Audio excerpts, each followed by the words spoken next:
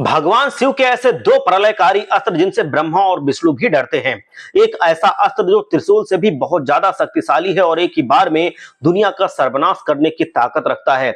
आखिर कौन से थे वो दो अस्त्र जो भगवान शिव के दिव्य अस्त्रों का जब जब जिक्र होता है तब तब पशुपतास्त्र और साथ ही शस्त्रों में सबसे सर्वश्रेष्ठ त्रिशूल के बारे में चर्चा की जाती है। लेकिन बहुत से लोगों को भगवान शिव के अनेकानेक अस्त्रों के बारे में सटीक जानकारी ही नहीं है। कुछ ऐसे थे जिनका इस्तेमाल रामायण और महाभारत में भी किया गया था। साथ ही आज हम आपको भगवान शिव के ऐसे दो अस्त्रों के बारे में बताएंगे जो बिल्कुल पशुपतास्त्र के समान ही शक्तिशाली थे और रामायण और महाभारत में इनका वर्णन भी मिलता है। सबसे पहला अस्त्र था रुद्रास्त्र। रुद्र शब्द का अर्थ होता है महाभयंकर और उसे भगवान शिव के संहारक रूप के लिए प्रयोग किया जाता है। कहा जाता है कि रुद्रास्त्र वो अस्त्र था जो भगवान शिव के अंश जिसे रुद्र भी कहा जाता है उसमें संलग्न था। पुराणों के अनुसार रुद्राक्ष अपने आप में एक पूरे रुद्र की ताकत रखता था।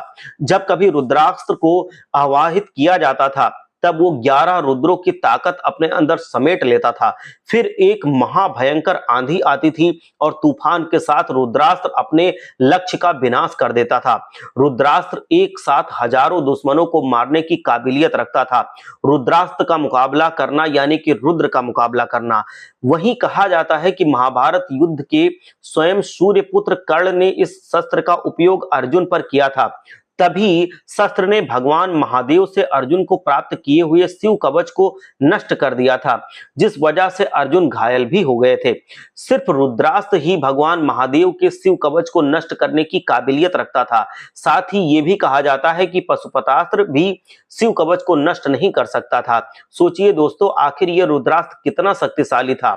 अब बात करते हैं भगवान शिव के अगले अस्त्र की, जिसका नाम है महेश्वरास्त्र।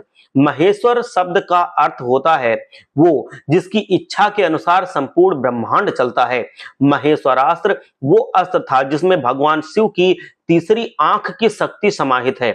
जब भी महेश्वरास्त्र की आवाहित किया जाता था तब भगवान शिव की तीसरी आंख से निकलने वाली आग की तरह एक तेज आग की लहर लक्ष्य पर पड़ती और उसे नष्ट कर देती थी।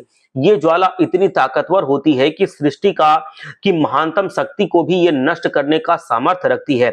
जिस तरह क्रोधित भगवान महादेव को सिर्फ भगवान विष्णु ही शांत कर सकते थे, या किसी और शब्दों में कहें तो भगवान शिव और भगवान विष्णु एक दूसरे को संतुलित करते हैं, उसी तरह महेश्वरास्त्र को शांत करने के लिए एक ही उपाय था, वो ये कि इसके खिलाफ भगवान विष्णु के बनाए गए किसी अस्त्र का उपयोग किया जाए। लेकिन कहा जाता है कि भगवान विष्णु किसी भी अस्त्र को प्राप्त करना बेहद कठिन होता था। महेश्वरास्त्र को अगर उसकी पूर्णतम क्षमता से चलाया जाए तो शिव जी की तीसरी आंख की तरह ये पूरी दुनिया को भस्म करने की एक ही झटके में काबिलियत रखता है। हर हर महादेव। जय श्री कृष्ण। राधे राधे।